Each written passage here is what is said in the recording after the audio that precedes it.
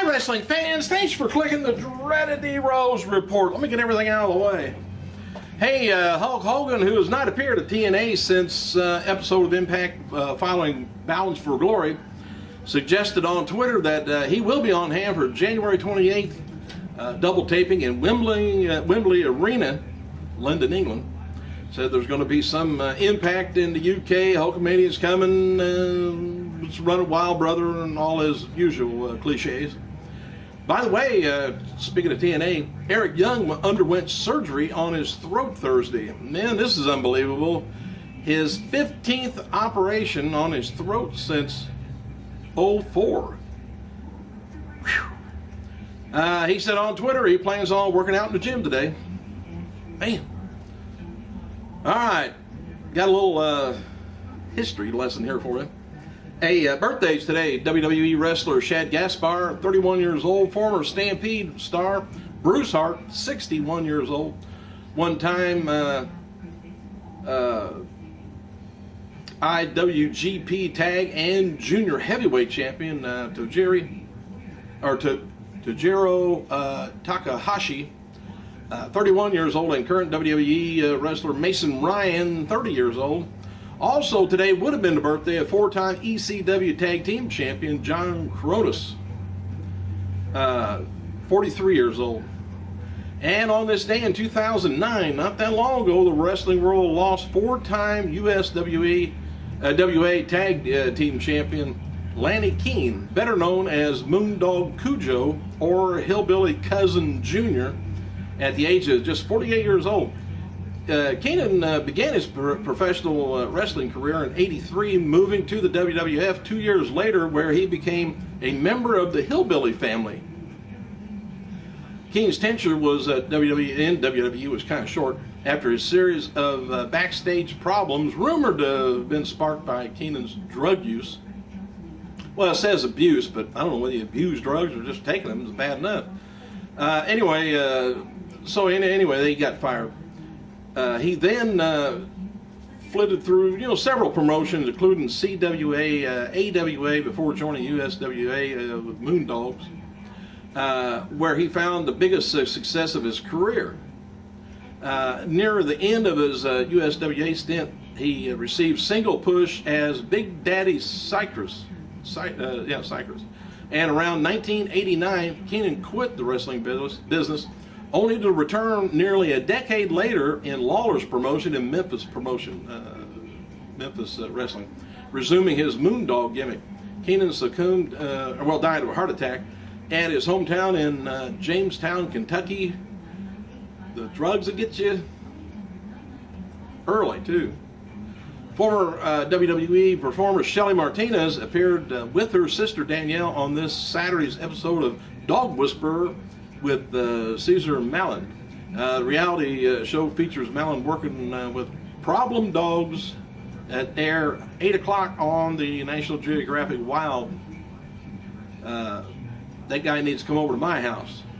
See little Max. He's about that big, but problems about that big. Dan Severn, by the way, WWE Hall of Famer Ivan Putski has been announced for Wrestle Reunion, which takes place January 27th to the 29th, Weston Los Angeles Airport in Los Angeles.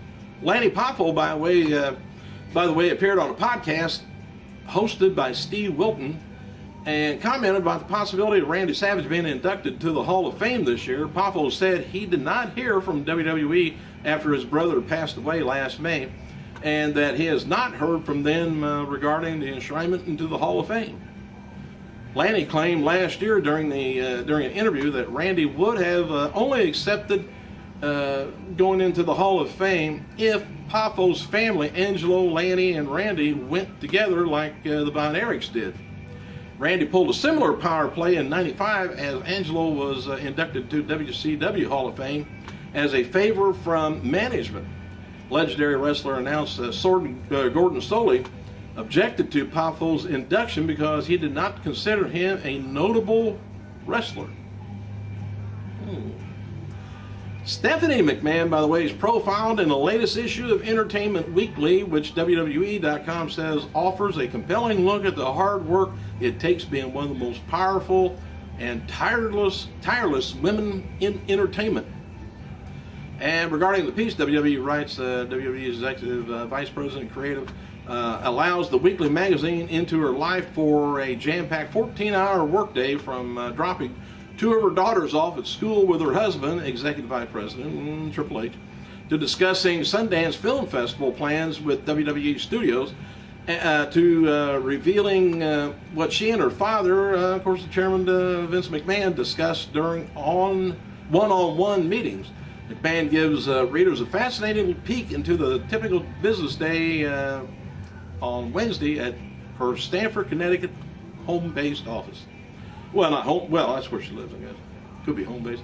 McMahon's featured in the "What Did You Do Today" section, January 20th, 2012 issue of Entertainment Weekly, currently on newsstands. It might be interesting to look at. On Monday's Raw Super Show, Jericho was overwhelmed with the emotion and left the arena speechless. Jim Ross explained on Twitter why Jericho cried on Raw.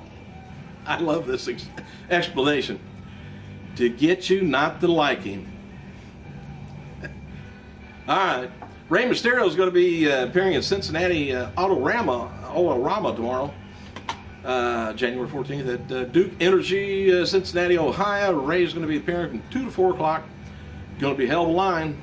Is that today? No, tomorrow. This is Friday the 13th. Watch yourself. WWE star Kurt Hawkins was in attendance for New York Ranger hockey game last night, while Vicky Guerrero appeared at the El Paso Rhino hockey game. WWE sources indicate that there is indeed heat from officials on Tyler Rex for producing his Mid-Card Mafia YouTube show. A few weeks back, I guess, Rex made all of his videos private and was not releasing any new ones since. And WWE diva Beth Phoenix is scheduled for this coming Monday's Raw Super Show. Beth hadn't appeared on Raw since December, where she suffered a black eye because of Alicia Fox. I think might have kicked her in the eye. Not really on purpose, but anyway, Richie Steamboat, I say Richie, defeated Damian Sandow to become the new FCW 15 champion at last night's taping, winning the bout in two falls, says falls, 2 falls out of 1. About 2 falls to 1. Oh, must have been 2 out of 3 falls. Didn't say that. Sandow losing his title could indicate that he's headed to the main roster after impressing the officials at the recent evaluation matches. Former two-time FCW champion Bo Rotundo returned last night to the developmental tapings in Florida. He was stripped of his title last fall and has been out of action with a lacerated kidney. It was announced last night that Bo has been cleared to wrestle. Bo is the younger brother of Husky Harris, who's also in action at the taping. WWE's latest Where Are They Now is on performer WCW Ray Lloyd. Oh, Glacier. Today, Glacier dabbles in acting and oversees production for advertising and marketing agency Moss Media Group in Florida. And of his time with WCW, Glacier said, was everything I wanted it to be and envisioned to be? He said, well, no. He said, but I don't know any wrestler whose career turned out exactly the way they wanted it. And I always try to concentrate on the positive instead of the negative. I got a great run with the guys. I'm extremely thankful for that. And WWE diva Beth Phoenix featured on a poster of upcoming WWE Kids magazine. Beth is the first diva to be on the magazine since it began. Dixie Carter recently spoke, and I mentioned this yesterday, with the Daily Star to promote TNA's upcoming UK tour. Talks about Sting retiring and his final appearance in the UK. She says, in his mind, I think this is his last year as far as wrestling is concerned.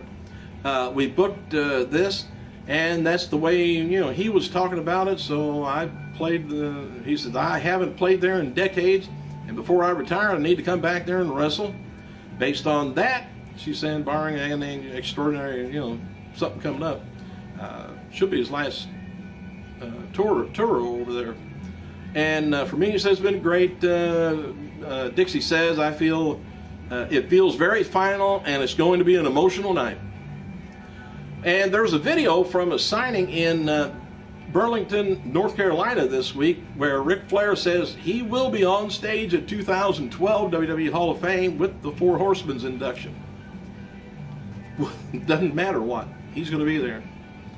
WWE SmackDown taping April 3rd at the Amway Center will go head-to-head in Florida with TNA Impact tapings at the Impact Zone. And WWE is going to be bringing back the Raw Roulette gimmick for next week's WWE SmackDown taping, according to the website, at the Thomas Mack Arena in Las Vegas, of all things. I think they may have always done that in Vegas. Advertised locally for the tapings, Big Show taking on Mark Henry, taking on Daniel Bryan, three-way match. All right, getting dry mouth now, but so this should be interesting. See if I can get through all this. Matches for tonight's WWE SmackDown includes Jinder Mahal taking on Sheamus, Justin Gabriel taking on Heath Slater, Ezekiel Jackson taking on Cody Rhodes, Drew McIntyre taking on Ted DiBiase, Otunga taking on Morala, Kid taking on Brodus Clay, Tamina versus Natalya, and Big Show versus Daniel Bryan for the world title, and it's a no DQ, no count out. So that means there's going to be a ton of interference going on. Actor Dennis Haskins, who played Mr. Beldig on Saved by the Bell, says he will be at Monday's Raw Super Show in Anaheim, California. He wrote to a fan, he said, to be clear, I don't know if I will be going as a fan, friends, and out to the ring. Don't know. It'll be great. There's also talk of keeping U.S. Championship off of keeping it on Ryder off of TV for a few weeks. I don't know why they're going to keep Ryder with this belt off of TV, but well, I guess it's just to play up the Kane, hurting him.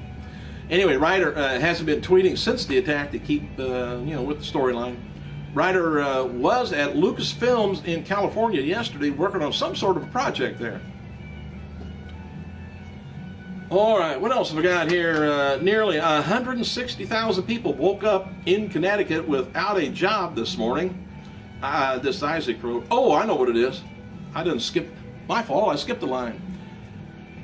There's talk, let's see, Christopher Shays. Don't know him, but he's a former member of the U.S. House of Representatives who is running as a Republican against Linda McMahon for the 2001 Senate electoral election in Connecticut. Took the former WWE CEO to task over WWE performers who have passed away before the age of 50.